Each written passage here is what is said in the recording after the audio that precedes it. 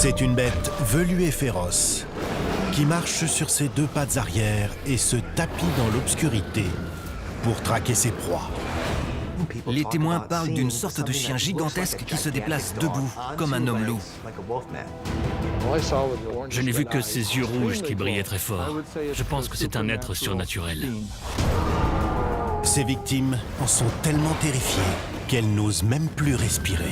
J'étais morte de peur. C'était comme s'il pouvait lire dans mes pensées. Cette créature prend plaisir à terroriser les gens. Quelle entité maléfique a pu créer un tel monstre? C'est peut-être un démon qui a pris la forme d'un homme-loup. Et pourquoi hante-t-il seulement une toute petite ville du Wisconsin et les alentours mornes et désolés de Bray Road?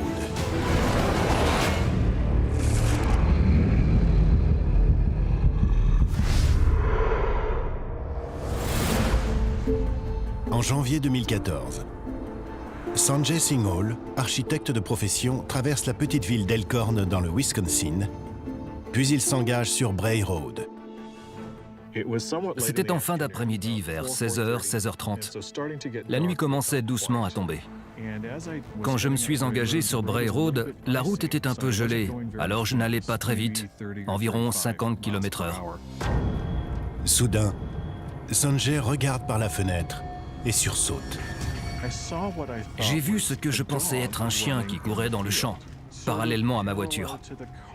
Et puis je me suis rendu compte que ce n'était pas un chien, mais une créature immense, semblable à un loup. Je me souviens qu'elle avait des crocs gigantesques. L'expérience, déjà troublante, vire rapidement au cauchemar éveillé. Elle m'a regardé droit dans les yeux comme pour me dire « Oui, je suis bien réel, et non, je ne t'aime pas. » Je pouvais lire l'intelligence dans son regard. Je sentais aussi qu'elle m'approchait intentionnellement et qu'elle avait une bonne raison de se montrer à moi. En rentrant chez lui ce soir-là, Sanjay découvre que la créature qu'il a vue n'est autre que la bête de Bray Road. Une sorte de loup immense et redoutable qui doit son nom à la longue route peu fréquentée où il est régulièrement aperçu. J'avais entendu pas mal d'histoires sur cette bête de Bray Road. Les gens du coin en parlent souvent. Tout le monde connaît au moins une personne qui l'a déjà vue. Mais jamais je n'aurais imaginé que j'allais moi-même en faire l'expérience.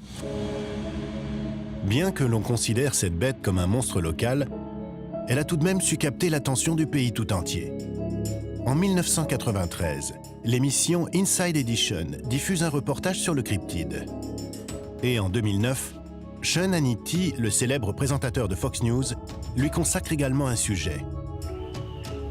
En juin 2018, la station de radio WTMJ rapporte qu'un homme affirme avoir pris une photographie du monstre.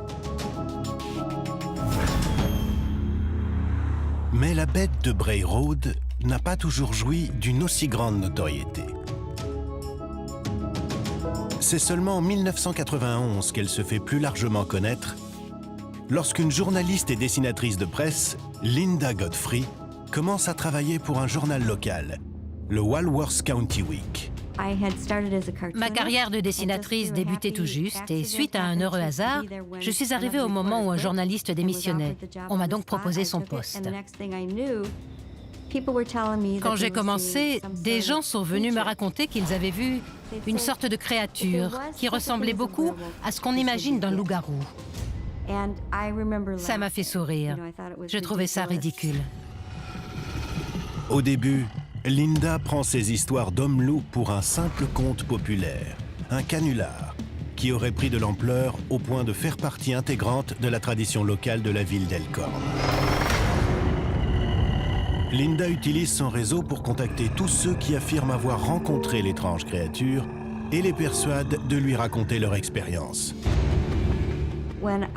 Quand j'ai commencé à discuter avec ces gens, je me suis aperçue que tous ceux qui disaient l'avoir vu racontaient la même chose. J'étais frappée de voir à quel point les témoignages se recoupaient. Tous décrivaient une bête mesurant entre 1,50 m et 2 mètres, avec une tête de loup ou de berger allemand, dotée d'un long museau et de multiples crocs, d'une fourrure sombre et hirsute. Et le plus intéressant, c'est qu'elle marchait debout, mais que ses pattes arrière formaient comme un angle. Les témoins me disaient souvent qu'elle les avait fixés du regard et qu'ils avaient alors dû baisser les yeux.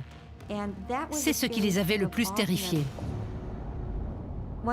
L'expérience la plus impressionnante m'a été racontée par une jeune mère célibataire qui rentrait chez elle un soir quand elle l'a vu agenouillé à terre. Il tenait entre ses pattes un animal mort qu'il s'apprêtait à manger et il lui a grogné dessus. Elle a tout de suite senti qu'il s'agissait d'un être démoniaque. Cette effroyable rencontre inspire à Linda un dessin pour illustrer son article sur le monstre. Au moment où j'ai réalisé ce dessin, j'avais reçu de nombreux signalements du monstre accroupi le long de la route, dans une posture presque humaine, tenant son repas, une sorte de gros raton laveur entre ses pattes, ce qui n'a rien à voir avec la façon dont un chien ou n'importe quel canidé mange son repas. Située dans le Wisconsin, à 65 km au sud-ouest de Milwaukee, la ville d'Elkhorn est loin de la toile de fond classique des légendes de monstres. Avec ses 10 000 habitants et son charme façon Norman Rockwell, elle a hérité du surnom de ville carte postale. Les vastes terres agricoles et les plaines qui entourent la ville offrent un contraste saisissant avec les denses forêts que privilégient habituellement les cryptides. Ici, rares sont les endroits où un monstre pourrait se dissimuler, ce qui signifie également que les victimes potentielles sont tout aussi exposées. La plupart des cryptides que l'on connaît se terrent généralement dans des forêts isolées ou dans des lacs profonds. Là, il s'agit d'une toute petite ville entourée de plaines très ouvertes. En poursuivant ses recherches, Linda s'aperçoit peu à peu que les observations de la bête ont tendance à suivre un schéma bien précis et qu'elles se font généralement dans les environs de Bray Road. Cette route fait 5 ou 6 km de long et relie l'autoroute à une petite route de campagne qui mène à l'hôpital du coin. Il ne s'agit donc pas vraiment d'un lieu isolé. Et pourtant, c'est là qu'a eu lieu la majeure partie des observations qui ont été rapportées. Au début des années 2000, je suis allé mener l'enquête sur Bray Road et j'ai été frappé par l'environnement calme et bucolique. C'est loin d'être le territoire de prédilection qu'on imagine pour un loup-garou. Un jour, en discutant avec un agent des services de protection animale de cas troublants d'animaux mutilés dans la région, Linda s'aperçoit qu'elle n'est pas la seule à penser que les histoires qu'on lui raconte au sujet de cette gigantesque bête velue pourraient bien être fondées. À un moment, je lui ai demandé s'il avait entendu parler de la créature que les gens apercevaient sur Bray Road. Il m'a répondu « Vous parlez de ça ?» et il a sorti un dossier de son bureau. Sur l'étiquette du dossier, c'était écrit « loup-garou ». Cet agent municipal possédait donc un dossier étiqueté « loup-garou ». Le fait qu'un agent de l'administration possède un dossier étiqueté « loup-garou » suggère qu'il se passe des choses étranges dans cette région. La police locale reçoit elle aussi des signalements concernant un mystérieux homme-loup qui rôderait autour des petites routes d'Elkhorn. Le fait que les gens aient jugé nécessaire d'avertir les autorités à ce sujet renforce la crédibilité de l'histoire. Alors que le tout premier article sur le monstre local est sur le point d'être publié, une question se pose. Comment nommer cette chose? Linda Godfrey décide alors de lui attribuer un nom. Les gens ignoraient de quoi il s'agissait. On disait qu'il ressemblait à un loup-garou, sans savoir si c'était bien ça. Moi-même, je n'étais pas convaincue qu'il s'agisse d'un loup-garou classique. Alors je me suis dit que le terme « bête » serait approprié, parce qu'il désigne n'importe quel animal, de la souris au dinosaure. Il n'y a pas de sens précis. Et puis je me suis aperçue que la bête de Bray Road fonctionnait bien. Alors c'est ce que j'ai utilisé pour le titre et c'est resté. Le 29 décembre 1991, le Walworth County Week publie le tout premier sujet consacré à la bête de Bray Road. L'article fait sensation. Les habitants du coin y voient la confirmation qu'un monstre géant et poilu rôde bel et bien parmi eux. Quand Linda a commencé à écrire sur la bête de Bray Road, tout s'est emballé. On avait un monstre local. La nouvelle se propage alors à la vitesse de l'éclair. Et les cryptozoologues sont impatients d'en découvrir le plus possible sur cette nouvelle espèce de cryptide.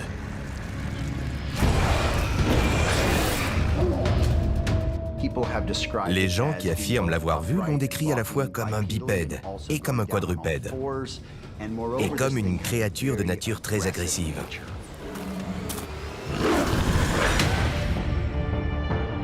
L'article de Linda Godfrey déclenche une vague d'intérêt pour cette créature mystérieuse et méconnue.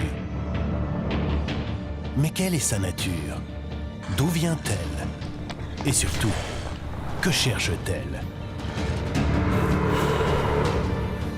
De plus en plus de passionnés et de spécialistes sont déterminés à répondre à ces questions avant que le monstre qui se tapit dans l'obscurité ne se lasse de ses proies animales et commence à s'en prendre aussi aux humains. À suivre. Je ne voyais pas son corps, seulement ses yeux rouges qui brillaient très fort. J'espère vraiment réussir à attraper la bête.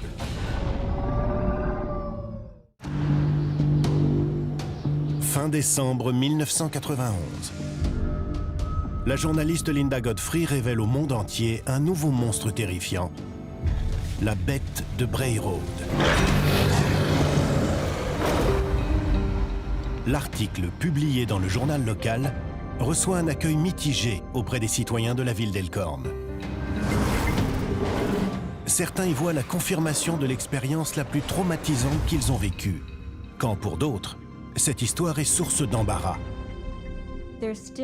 La bête de Bray Road continue à faire l'objet de signalements, mais ils sont rarement rendus publics.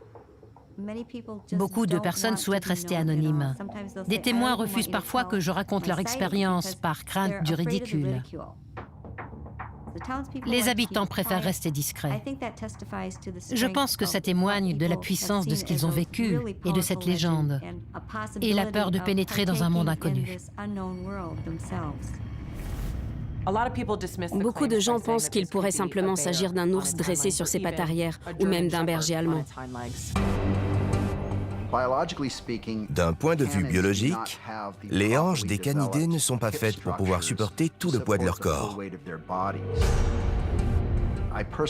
Personnellement, j'ai du mal à croire qu'un chien aurait évolué au point de pouvoir se redresser à la verticale. Évidemment, l'ours a la capacité de se dresser sur ses pattes arrière, tout comme de courir sur ses quatre membres. Or, c'est exactement ce qui a été décrit par les témoins qui ont vu la bête de Bray Road. Mais un ours est incapable de courir très vite sur ses pattes arrière, même sur une courte distance.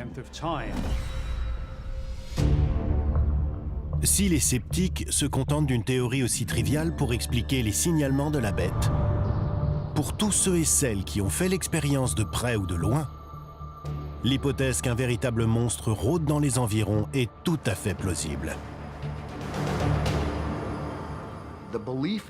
La croyance en des créatures semblables aux loups-garous est très répandue depuis très longtemps. À cet égard, je pense qu'il faut partir du principe que derrière chaque légende, il y a toujours une petite part de vérité. Dans les légendes relatives aux loups-garous, il s'agit généralement d'humains qui se transforment en loups, puis reprennent leur aspect d'origine. La métamorphose est complètement absente dans la légende de la bête de Bray Road. Donc, je ne pense pas qu'elle entre dans la catégorie du loup-garou classique qui se transforme. En France, il y a la bête du Gévaudan, une sorte de loup géant et démoniaque, qui est régulièrement traqué et qui aurait tué une centaine de personnes. Quoi qu'il en soit, ce n'est pas un loup-garou à proprement parler, mais une créature qui garde toujours la même forme. Peu de temps après la parution de son article, Linda Godfrey est contactée par un homme qui est convaincu que la bête qu'elle évoque est 100% animale et que rien ne peut laisser penser à un hybride à moitié humain. Environ une semaine après la publication, j'ai reçu un appel d'un homme du Michigan qui avait lui-même vécu une expérience avec ce type de créature et qui m'a dit « On a la même chose dans le Michigan et c'est un monstre assoiffé de sang. » Dans le Michigan, on l'appelle Dogman. Et ce mot, Dogman, homme-chien, évoque bien sûr immédiatement l'image d'une créature mi-homme, mi-chien. Or, c'est exactement ce qui caractérise la bête de Bray Road.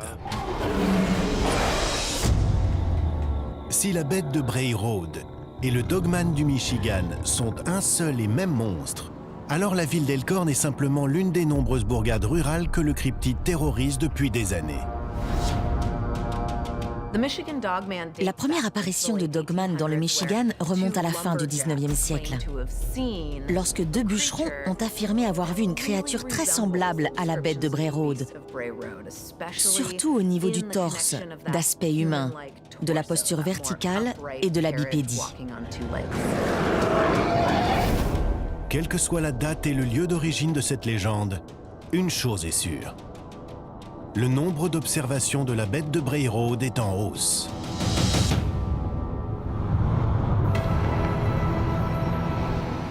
En août 2007, Liam Paul, professeur de mathématiques à la retraite, achète une exploitation agricole près de la tristement célèbre Bray Road.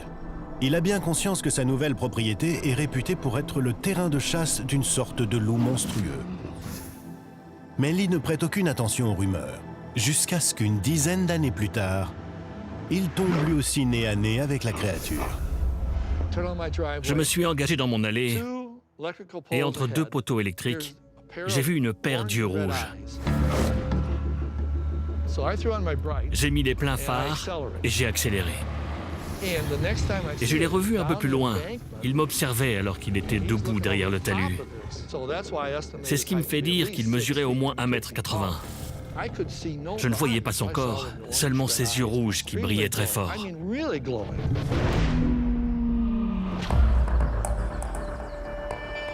Le lendemain, Lee retourne à l'endroit où il a vu la bête. En examinant le sol, il découvre un élément qui confirme son expérience. Des empreintes très particulières.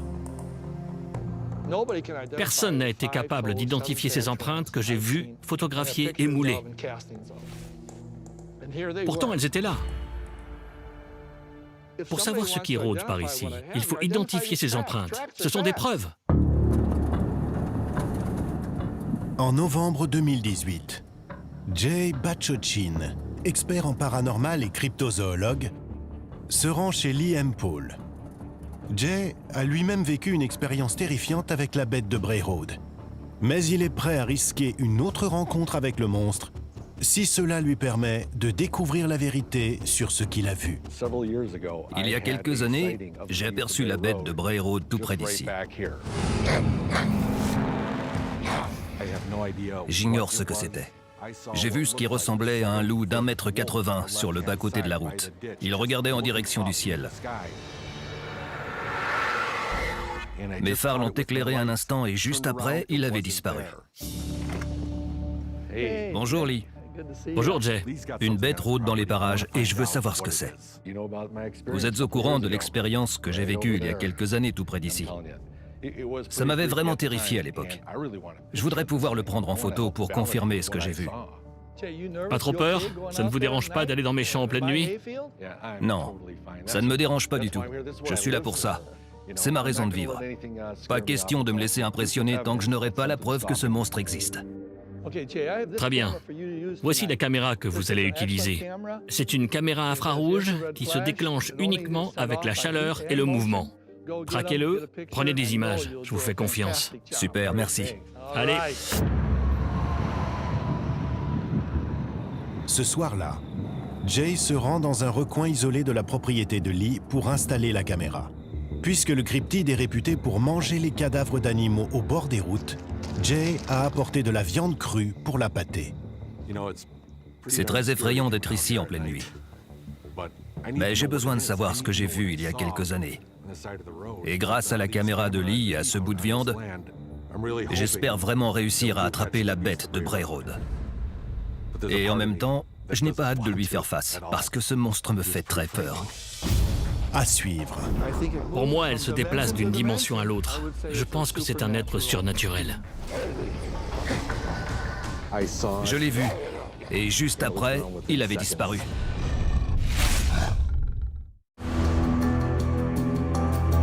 En 2017, Liam Paul, un professeur retraité, est tombé nez à nez avec la bête de Bray Road.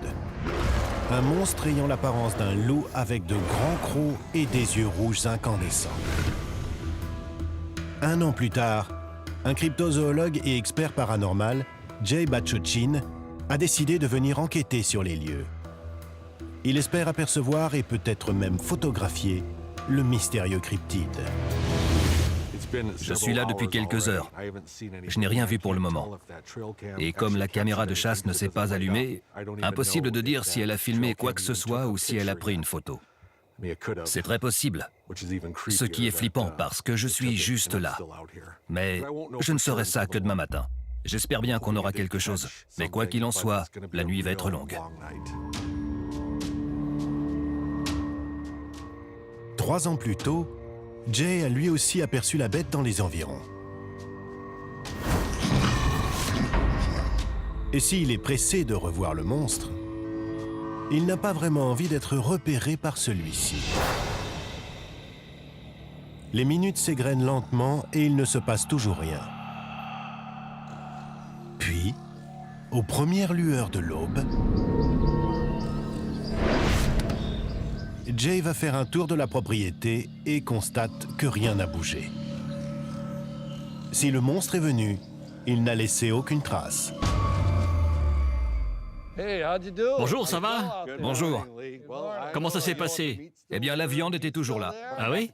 Mais j'ai récupéré la caméra. On va regarder ça. Même si la viande était encore là, il y a peut-être des images sur la caméra. J'espère, parce que j'ai eu froid. Oui. Ok. Bon, elle s'est déclenchée une fois. Bonne nouvelle. La caméra infrarouge s'est déclenchée et a pris 3 clichés en rafale. Les 2 hommes ont une lueur d'espoir. Mais après vérification, aucune créature n'est visible sur les images. Elle détecte la chaleur et le mouvement? C'est ça. Pourtant, il n'y a rien. Oui, on ne voit aucun animal sur ces photos. Je me dis que c'est peut-être une créature surnaturelle qu'on ne peut pas photographier. Tout à fait. J'ai déjà fait une 30aine de tentatives. Vous voulez voir? Avec plaisir. La caméra infrarouge aurait-elle été déclenchée par une entité bien réelle mais dont l'image est impossible à capturer? Au fil des ans, Lee a repéré sur les images de ses caméras de surveillance une brume étrange et fantomatique qui apparaît soudainement et enveloppe le cadavre d'animal dont il se sert pour appâter le monstre. Un nuage de brume est apparu sur la photo et a obscurci le fond pile à l'endroit où j'avais placé le cerf. Puis celui-ci a disparu ou a été déplacé. La caméra a pris d'autres clichés, mais la brume n'y était plus. Et je n'ai aucune photo du cerf en train d'être déplacé ou dévoré. Au vu de mes découvertes, je peux affirmer que ces phénomènes sont scientifiquement inexplicables pour le moment. Se pourrait-il que la bête de Bray Road soit capable de produire cette brume comme une sorte de camouflage pour se dissimuler lorsqu'elle cherche de la nourriture? Elle se drape dans cette brume avant d'agir, ce qui empêche la caméra de la repérer. Vous savez quoi? Ça m'aide beaucoup. Parce que quand j'en ai moi-même fait l'expérience il y a 3 ans, je l'ai vu. Et juste après, il avait disparu. Et quand je vois cette bizarrerie, ce cerf qui disparaît, ce sont mes yeux qui me jouent des tours. Ou la caméra. Les deux se sont fait duper. Le monstre a dupé vos yeux et la caméra. En effet. En tout cas, je vous remercie de m'avoir laissé mener l'enquête chez vous. Avec plaisir. Je crois qu'on a eu quelques réponses, mais le mystère s'épaissit. Je repars avec des questions. Pas mal de questions, oui. Merci beaucoup. À bientôt, merci. Pour moi, si la bête de Bray Road est aussi difficile à photographier, c'est parce qu'elle se déplace d'une dimension à l'autre. Elle existe dans ce monde et peut-être aussi dans un autre. Je pense que c'est un être surnaturel. Un être surnaturel, capable de se dissimuler dans un nuage de brume. Se pourrait-il que le cryptide, avec ses yeux rouges incandescents et sa capacité à se déplacer à une vitesse incroyable, soit issu d'un autre monde? Si cette créature que l'on appelle la bête de Bray Road n'est pas une sorte de chien-loup géant, alors qu'est-elle vraiment? Pour trouver des réponses, il faut peut-être chercher non seulement du côté de son apparence, mais aussi de ses pouvoirs présumés.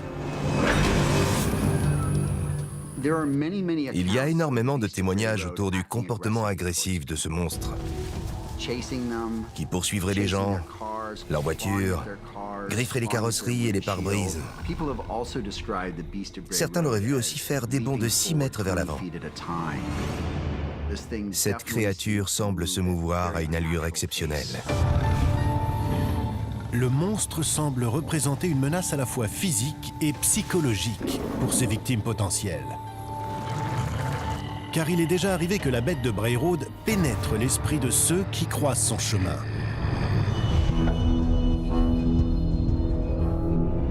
Le 14 juillet 2014, Sophia Biermann sort son chien dans son jardin et remarque soudain une immense créature velue sur le terrain de son voisin.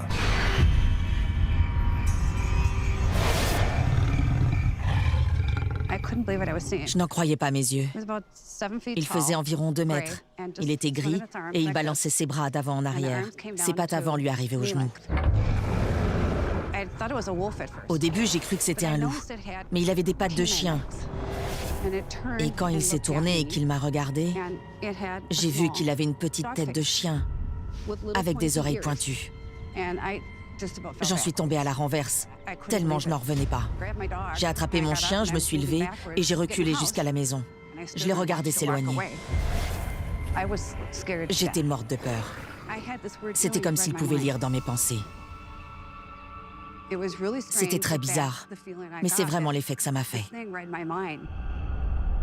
L'un des aspects les plus troublants des rencontres avec la bête de Bray Road, c'est que les gens ont souvent l'impression qu'elle peut s'introduire dans leur esprit et en prendre le contrôle. Ce cryptide serait donc capable de contrôler les esprits, voire de faire de la télépathie. De quel autre pouvoir pourrait-il être doté? Et d'où viennent-ils? Peut-être peut-on trouver un début de réponse grâce à la toute première observation du monstre connue à ce jour, dont Linda Godfrey a été informée suite à la parution de son premier article sur le sujet. Peu de temps après la publication de mon article dans le journal, j'ai reçu un appel d'un certain Joe Shackleman, qui était rédacteur en chef d'un journal de la région de Racine, dans le Wisconsin. Il m'a dit « Vous n'allez pas me croire, mais mon père a vu ce que vous décrivez. » L'incident remonte à 1936, soit plus d'un demi-siècle avant que Linda ne commence ses recherches sur la bête de Bray Road. Le père de Joe Shackleman, Mark, travaille alors comme veilleur de nuit à l'Institut Sainte Coletta, près de Jefferson, à une 50aine de kilomètres au nord d'Elkhorn. Sur ce vaste domaine se trouvent plusieurs tertres funéraires amérindiens. C'est près de l'un de ces tertres que Mark Shackleman a vu une créature étrange, proche du loup, qui semblait creuser dans le sol. Quand il s'est approché, la chose s'est redressée et il s'est rendu compte qu'il n'avait jamais rien vu de pareil. Elle faisait environ 2 mètres, elle était recouverte de fourrure et avait de longs crocs. Elle a regardé droit dans les yeux avant de s'enfuir. Le lendemain soir, Mark retourne au même endroit près des sépultures et une fois de plus, il tombe sur la créature. Bien sûr, elle était encore là. À ce moment-là, elle a prononcé ce qu'il a décrit comme un proto-mot, comme les prémices d'un langage. Il a rapporté avoir entendu Gadara.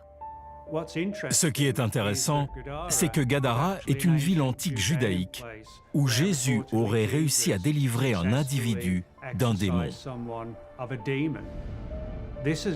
C'est ce qui a fait naître l'idée qu'il y a peut-être une dimension démoniaque liée à ce cryptide. Le démon est une entité douée d'une grande intelligence. Lorsqu'un individu rencontre un démon, il se trouve en danger autant sur le plan physique que spirituel. Car il faut savoir qu'un démon est un prédateur. La bête serait-elle un démon, mystérieusement lié aux tertres funéraires amérindiens près de Bray Road? Si c'est le cas, que cherche-t-elle lorsqu'elle creuse? Ou que cherche-t-elle à cacher? À suivre. Ce pourrait être une incarnation de l'esprit du loup amérindien. Dans les différentes mythologies du monde entier, on trouve des créatures canines qui gardent l'accès à des dimensions parallèles. Pour Linda Godfrey, la journaliste qui a donné son nom à la bête de Bray Road, la toute première observation du monstre est aussi la plus importante. Il a été vu, creusant le sol, en 1936 dans une zone où se trouvent des tumulus amérindiens. Ces tumulus sont des ouvrages de terre qui se conforment à certains styles de représentation animale dans les cultures amérindiennes. Ils étaient sacrés.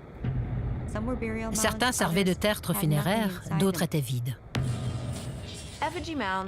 Les tumulus sont des amas de terre formés il y a des millénaires. Il s'agissait de lieux de culte, d'engagement spirituel, bref, des lieux d'interaction avec le monde des esprits. Pourrait-il y avoir un lien entre la bête de Bray Road et les nombreux tumulus amérindiens retrouvés dans tout l'État du Wisconsin? Certains experts et cryptozoologues en sont convaincus. Bray Road a été construite sur un ancien chemin amérindien. On peut se demander s'il y a un lien avec cette région et avec la bête. Pour chercher à vérifier ce lien, Linda Godfrey entreprend alors de comparer les endroits où la bête a été observée par le passé avec les sites connus de tumulus amérindiens. Les résultats de ces recherches sont stupéfiants. En examinant les signalements de la bête, j'ai décidé de marquer chaque endroit où on recensait plusieurs observations. Puis j'ai pris une autre carte pour repérer les sites des tumulus. Et je me suis rendu compte que la répartition était la même pour les tumulus représentant l'esprit de l'eau. Or, d'après certains, l'esprit de l'eau serait parfois représenté comme un canin qui se tient debout. J'ai mis mes deux cartes sur un transparent pour les comparer, et ça collait parfaitement. C'était absolument incroyable. La bête de Bray Road aurait donc très souvent été aperçue près de ces tumulus amérindiens. Y a-t-il une explication à cela? Dans les différentes mythologies du monde entier, on trouve des créatures canines qui gardent l'accès aux enfers ou à des dimensions parallèles. Le mythe de Cerbère, par exemple, c'est un chien à trois têtes de la mythologie grecque qui garde l'accès à l'antre d'Hadès. Du côté égyptien, on a Anubis, le dieu à tête de chien. Le chien noir, connu sous différentes appellations, est un spectre canin noir et immense. On dit qu'il apparaîtrait et disparaîtrait souvent en un éclair. En Europe, ces chiens noirs démoniaques rôderaient souvent près des églises ou dans les villages. Ils terroriseraient les gens et disparaîtraient brusquement. Ils sont souvent aperçus dans les mêmes endroits, comme par exemple les cimetières, près des églises, à des croisements ou près de certaines étendues d'eau. Entre chien noir qui garde l'accès aux enfers et spectre canin associé à la mort, où se situe réellement la bête de Bray Road? Ce monstre serait-il un gardien, invoqué il y a plusieurs siècles par des tribus amérindiennes pour protéger certains sites considérés comme sacrés. Certains de mes amis amérindiens pensent que ces créatures auraient été placées à ces endroits par des rituels de chamans ou de guérisseurs il y a fort longtemps. Cette représentation du chien debout, comme celle que l'on appelle la bête de Bray Road ou le Dogman du Michigan, a été envoyée pour protéger et garder ces tumulus extrêmement sacrés. Elle viendrait alors du monde des esprits. Et quand elle se trouve dans cette dimension, elle se comporte de la même manière qu'un animal, à la différence qu'elle peut retourner dans ce monde des esprits. Cela expliquerait pourquoi il arrive qu'elle apparaisse et disparaisse soudainement, et pourquoi elle ne figure jamais sur les images. Ce pourrait être une incarnation de l'esprit du loup amérindien. Un esprit gardien invoqué par une tribu locale pour venir protéger les peuples amérindiens. La bête de Bray Road pourrait très bien être une entité qui veille sur un territoire ou un site pour aider ces populations à défendre leur héritage et leur histoire.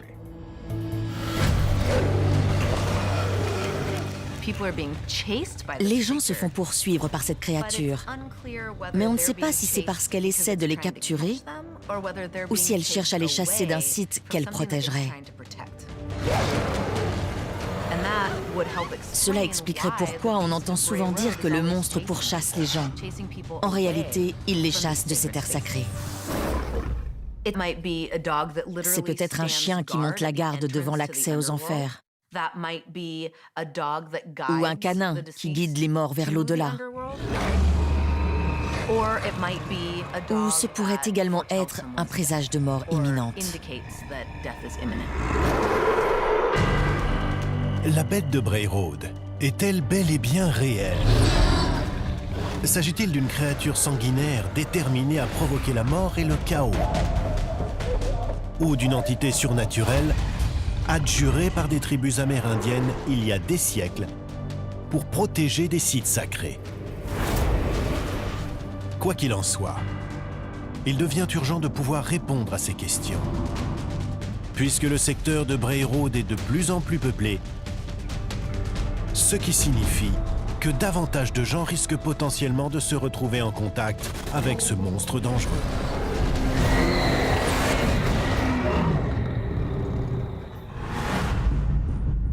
Aujourd'hui, cela fait près de 30 ans que Linda Godfrey joue le rôle de biographe officieuse du cryptide. Et elle continue à enquêter sur le mystère de la bête de Bray Road, dont elle sait qu'il ne sera peut-être jamais résolu.